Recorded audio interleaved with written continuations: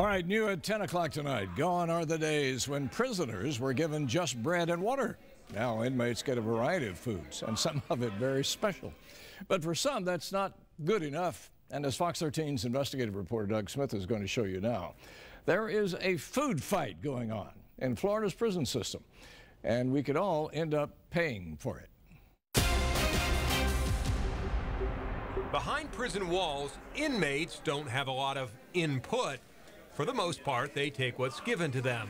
But when it comes to meals, they are putting up a fight and have now found support in court. It is a very frustrating issue. The issue is religious meals for inmates. Florida is now under court order to start serving kosher food to Jewish inmates, a costly change. It's a little over $2 a meal for a regular prison meal. It's around $7 for a kosher meal, which can add up to more than $40 million a year, according to estimates from the Department of Correction given to Senator Rob Bradley. I am stunned by the numbers. It's incredible that it costs this much. It's his job to keep track of the numbers as chairman of the Appropriations Subcommittee that oversees prisons. And that's taxpayer dollars that could be spent educating our kids, paying our teachers more, improving our roads, providing better medical care for Floridians. Well, religious rights don't stop at the prison gate. Chaplain Gary Friedman is the chairman of Jewish Prisoner Services International. This has been going on with Florida now for at least 12 years that I've been involved with it.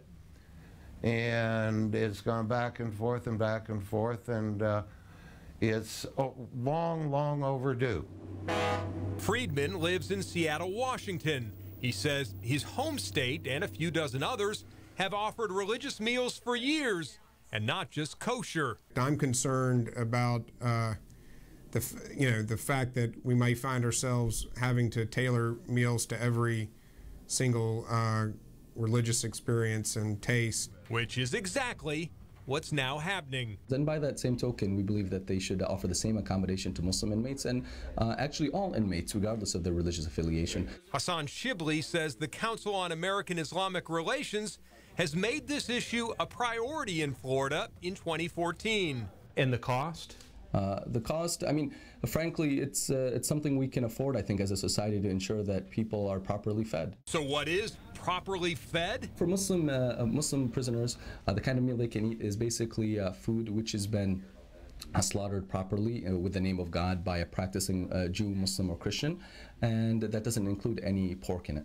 It's called halal meals. Halal food is actually about half the cost, if not a third of the cost of kosher food. So if they can afford to offer kosher food to Jewish inmates, we certainly believe they can offer halal food to Muslim inmates. These are individuals who have been convicted of a crime and are serving their debt to society.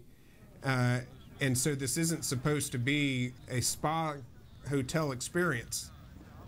The emergency court order just went into effect, requiring Florida to provide religious meals, but it's not over. The issue is scheduled for trial this summer in August, so the state does plan to fight it, John. You know, we're talking about so much money here, Doug. I guess the other question is just how many Jewish and Muslim inmates are we talking about, and how much can it really cost? That much? Yeah, well, that's a tricky question. Florida has a big Jewish population and one of the largest prison systems in the country, but how do we know if somebody is a practicing Jew or a practicing Muslim or just sick of regular prison food and trying to game the system? Some states, they've found that kosher meals are bartered for other coveted items. So there's no easy or accurate answer to that question, John. All we know is this issue is far from over. Yeah, there are more questions to deal with here. Thank you very much, Doug.